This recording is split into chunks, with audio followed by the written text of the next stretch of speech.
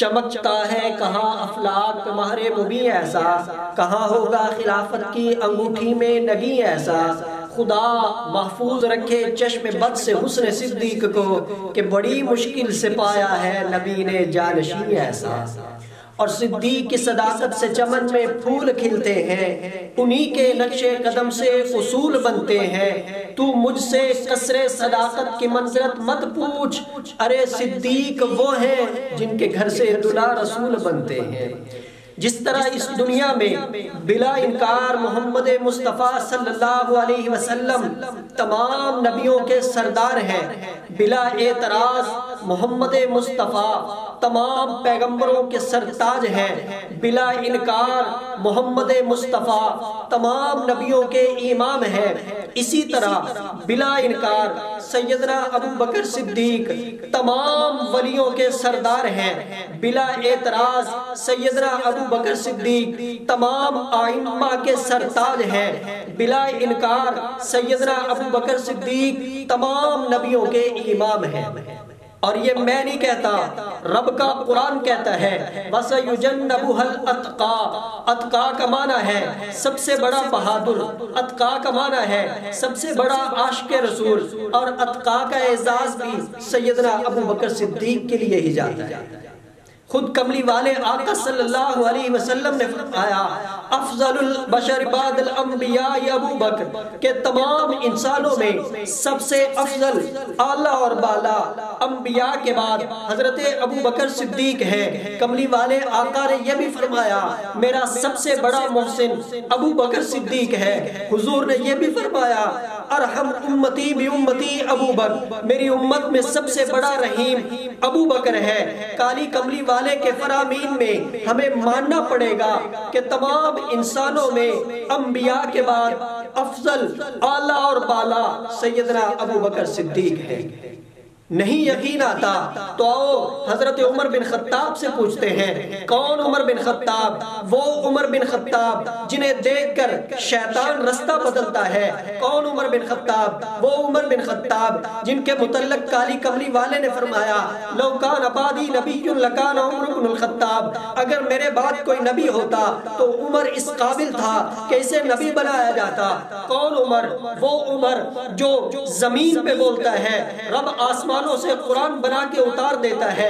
وہ حضرت عمر فرماتے ہیں میں نے بارہا کوشش کی کہ میں کسی ایک نیکی میں ہی حضرت ابو بکر صدیق سے بڑھ جاؤں، میری کوششوں کے باوجود بھی میں حضرت ابو بکر صدیق کی خاک پا کو بھی نہیں پہنچ سکا۔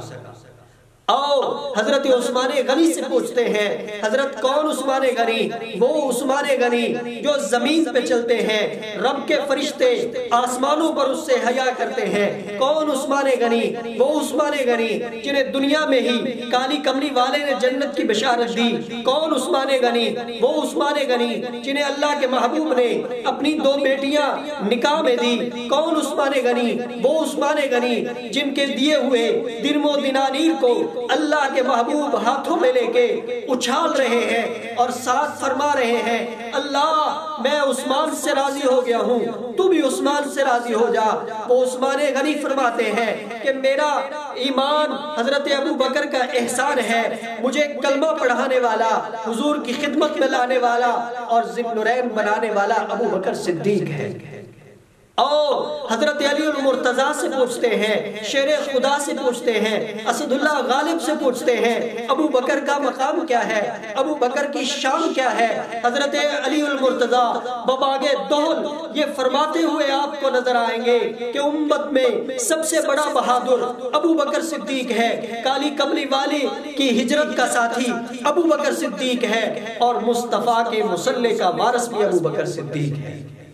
یہی وجہ ہے کہ جب سیدہ فاطمہ الزہرا رضی اللہ تعالی عنہا کا انتقال پرملال ہوا، حضرت ابو بکر نے حضرت علی سے فرمایا علی تم فاطمہ کے سرتاج ہو، جنازہ پڑھاؤ۔ تو حضرت علی جواب دینے لگے ابو بکر بھائی میں بھولا نہیں ہوں حضور کے ساتھ آپ کی وفاداریاں، حضور کے ساتھ آپ کی جانثاریاں، حضور کے ساتھ آپ کی دلداریاں، مجھے سب کچھ یاد ہے، میں بالکل بھی کچھ نہیں بھولا۔